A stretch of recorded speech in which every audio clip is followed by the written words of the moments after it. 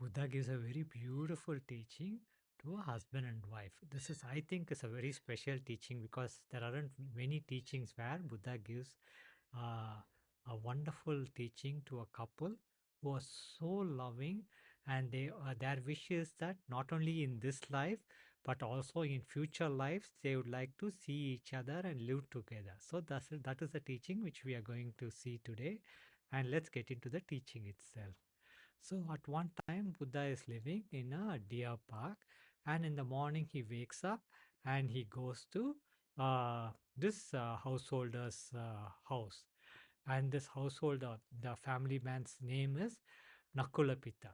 So this his house, he is going to see them. And once he goes there, the husband Nakulapitā, he comes to the Buddha and tells the Buddha, uh, Bhante, since I was married to Nakulamātā, my wife, as a young man, and they have been living together for a very long time. And he says that, forget in action, even in thought, I have never done anything that would hurt or harm. How beautiful, isn't it? So that is what he is sharing with. And then he says that not only in this life, but also in the future lives, I would like to meet her, be with her. And actually, he's basically saying that even in future, I would like to have her as my wife. Can you please tell us how that can happen? And the same way, his wife, Nakulamātā, says something so similar. She tells the Buddha, when I was a very small girl, I got married to Nakulapitā, and since that time, I have never done anything unfaithful or ungrateful or anything hurtful to my husband. Forget in action, even in speech, or even in thought, I have not done anything like that. And I would like to really have him as my husband, not only in this life but also in future life. And I'd like to see him and be with him not only in this life but also in future lives. Isn't it very inspiring that the way these two couples are saying this to the Buddha? And for this, Buddha gives them a teaching on how that is possible. And Buddha says that yeah, if a husband and wife wish to see each other in this life and future lives, they should be having few qualities equal to each other. You understand what it means to be equal? Both should be equal in certain qualities. And what are those qualities? The first quality is faith. You know, so Buddha says that if husband and wife have a same level of faith in certain things, in this case, both of them are Buddha's disciple, right? So if their faith is equal on the Buddha, whom they have taken as a spiritual teacher, then that is what it means by equal in faith. Next is equal in virtue. Virtue means we know, right? The purity of conduct, pure behavior.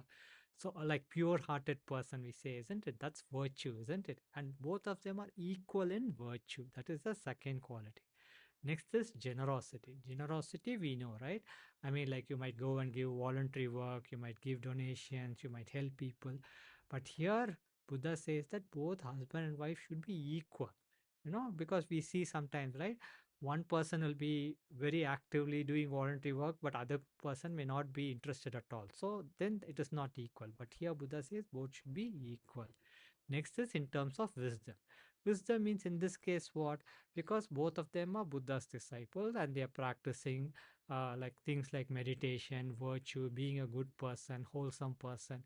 So those are all not only just learning, right? Putting it to practice, having that experience, experiential knowledge. That is wisdom. So both should be equal in wisdom.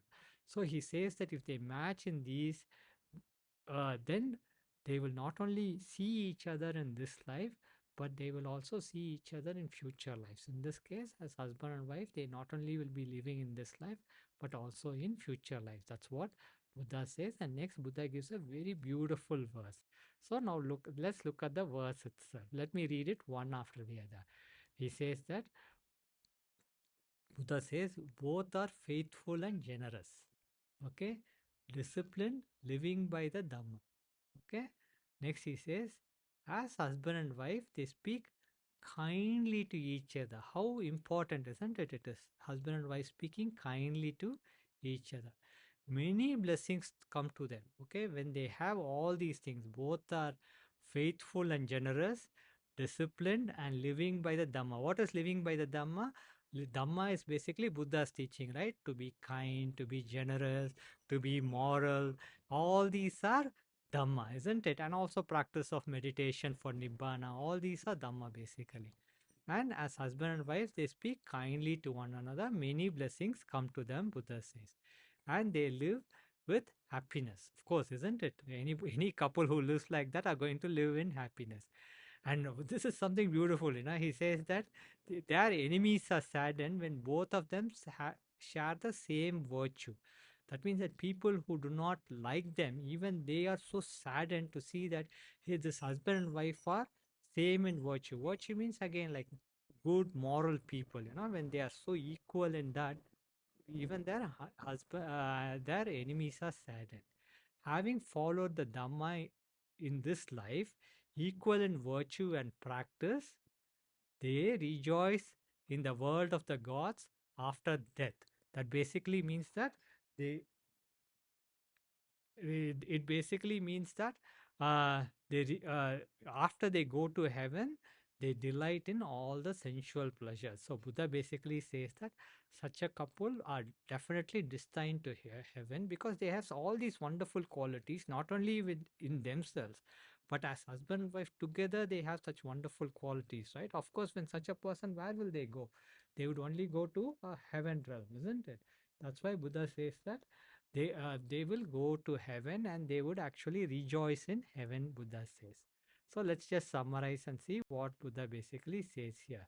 He says that if husband and wife, they want to not only be with each other this life but also want to come together in future life, they should be same in four qualities: faith, virtuous behavior, that means like good moral behavior, like a pure hearted people, right?